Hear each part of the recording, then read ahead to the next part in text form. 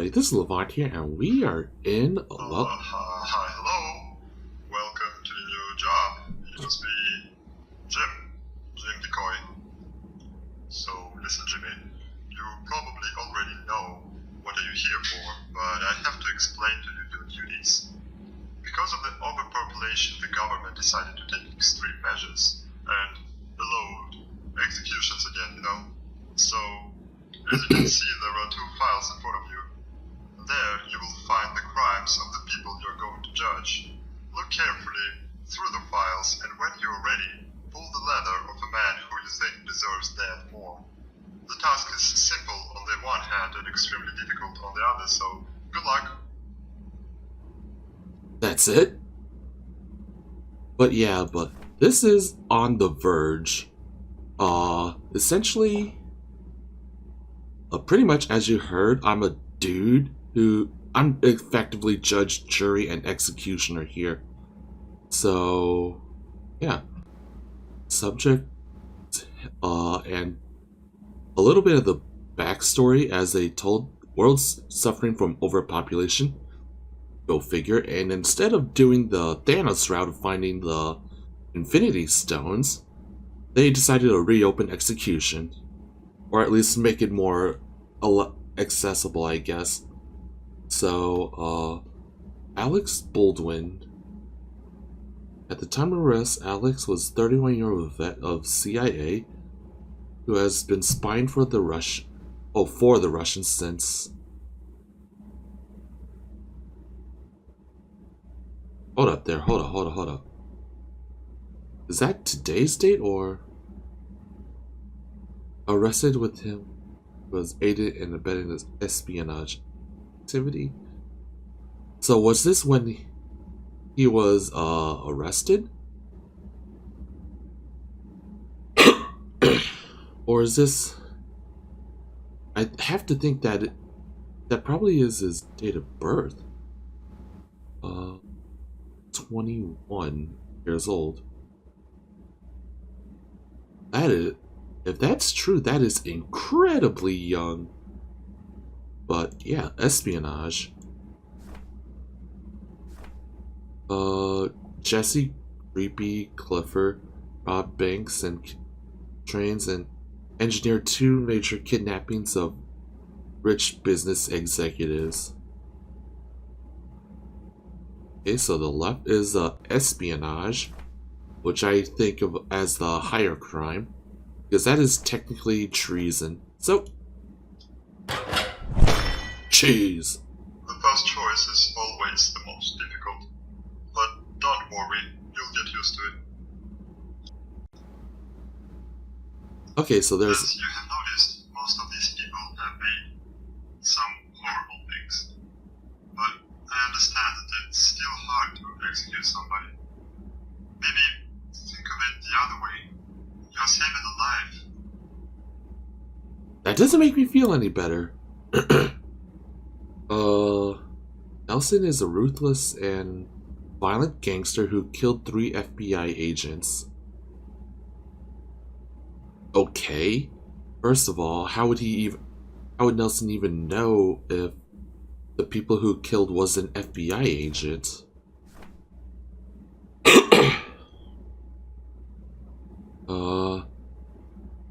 Muhammad Al-Ahmed and his accomplice hijacked TWA Flight 666 and murdered a U.S. Navy diver. I mean, they're both murderers.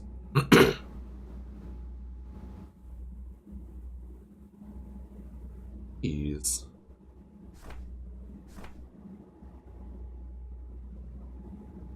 I mean, in the grand scale of things, he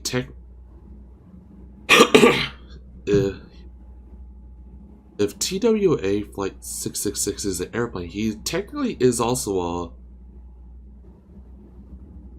he quote-unquote technically is I wouldn't say terrorist because I'm trying to avoid that, but I'm not exactly sure. A kidnapper? Is it? I guess I'll have to go on the murder part, which is 3 FBI agents versus a Navy diver. I guess when you really look at it, you got a gangster within the country who's killed off 3 agents, so I believe you made the right choice. Now, let's move on. I barely heard that over the guillotine. I know I shouldn't say, but I have a daughter, you know. Right now, she is recovering from drug addiction because of this Inslee. He sold heroin to my poor girl. Always it's up to you to judge who is going to die, but today, please, I'm begging you, kill this bastard. Wait, what was it? Oh, okay. Incel Del Malco, a drug dealer versus you were living there for about 3 years. Logan Beef. I would have to assume, drugs, selling drugs to school, yeah, that's bad. But when you compare it against Logan Beef and his crime, which is technically kidnapping and imprisonment, and possibly torture, if you look at this, Logan's is a bit more severe. But then again, you also got to figure in children in this one. But jeez.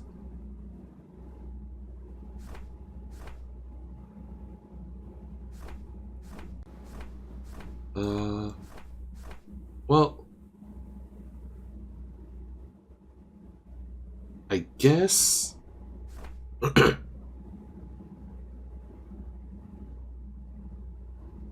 this doesn't really say much because it just says 12 women were found at the small cages in Logan's house. They were living there for about 3 years. We don't know anything beyond that, whereas selling drugs in schools for over 6 years, that's pretty cut and dry.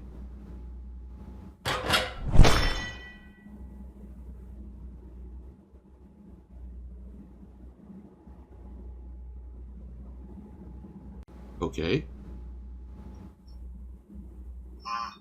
Just wanted to let you know, we have some serious criminals today. Just be extra careful with these two. I wish we could kill both of them, but we're allowed to execute only one. So, choose wisely. Chase, thank you very much. Alright, Abigail Lovegroom. Abigail convicted of murder of his estranged husband and 2 children. Killing his victims with separated knives, she claimed she did not want to contaminate their blood and allow the demons inside them to live.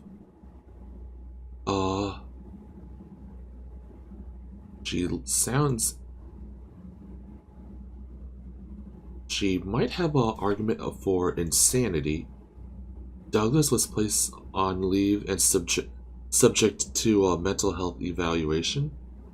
On September 15th, after evening of heavy alcohol consumption and prescription drug consumption, Banks used an assault rifle to kill 8 people.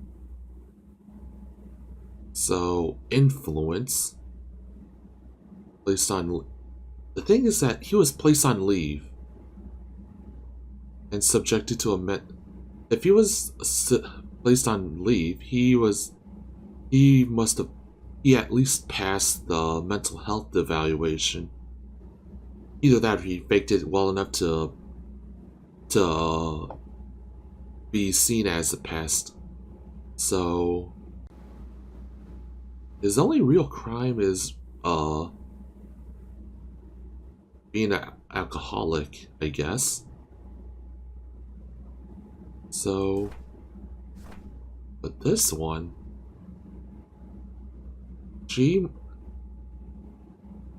she is definitely a convicted murderer, but then her allowed the demon inside them to live says she might actually need psychiatric help or something. Jeez. Of the two, this one, both of them are bad, like really bad. But when you look at it like critically,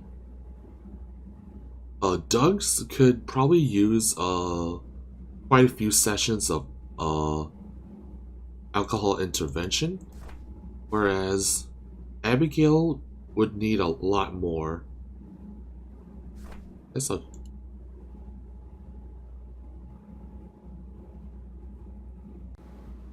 yo.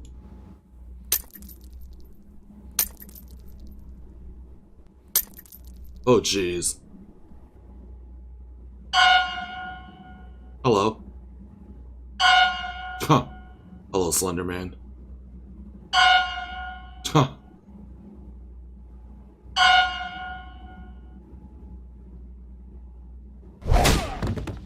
And I got hit on the head. Hello? Hello there? You awake? Quick. Jim Decoy. Jimmy. I know you're there, Jimmy. Let's have some fun, shall we? Huh. We don't want our guests to die from boredom. Look, who I've brought to you, Jimmy.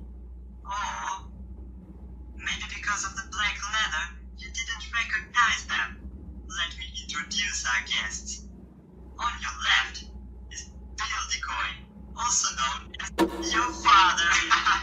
What? And on your right, Nina Decoy, also known, yes, you guessed it, your father. Say hi to your parents. Huh? Oh no. Why? What's wrong? You don't want to choose? Let me help. I'll start counting, and if you want to pull one of the goddamn levers, you say goodbye to both of them. Oh, Ready? 10, 9, oh jeez. 8, 7. This is boring. Fine. It wasn't that hard after all. You're always making the right choices, do you, Jimmy? Gee. This is the end. All you have to do now is to leave with your decision. I have some other job to do. Bye, Jim.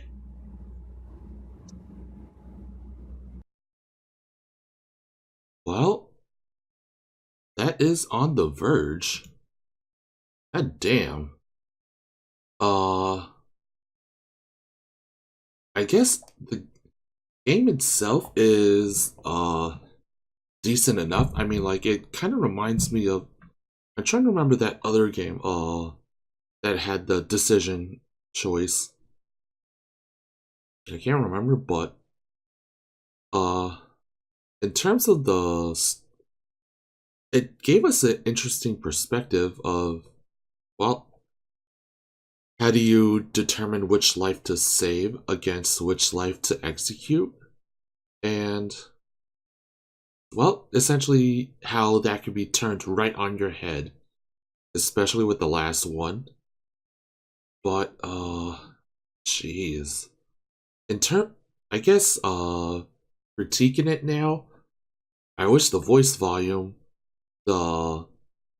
actor volume, file volumes were a bit higher, so I could actually hear what they were saying. Because it was I had to attempt to make out what they were saying, and I kind of lost a few of their words in the attempt. I wish there was a bit more files to go through to read through, to at least to develop stories than like what that one file said. Like, Abigail, taken for example, killed her estranged husband and 2 kids because she didn't want the demon to live, quote unquote. But we don't know if her condition was because of like a prescription drug abuse or that kind of thing. We don't know. Well, but in any case, it is an interesting game. Like I said, voice actor volume needs to be cranked up a little bit, and more backstory to each character, or at least each file to help us out. So, on that note, thank you for watching this video. If you like what you saw, throw this video a like, and if you want to see more content like this, subscribe to my channel. Until then, I'll see you next time.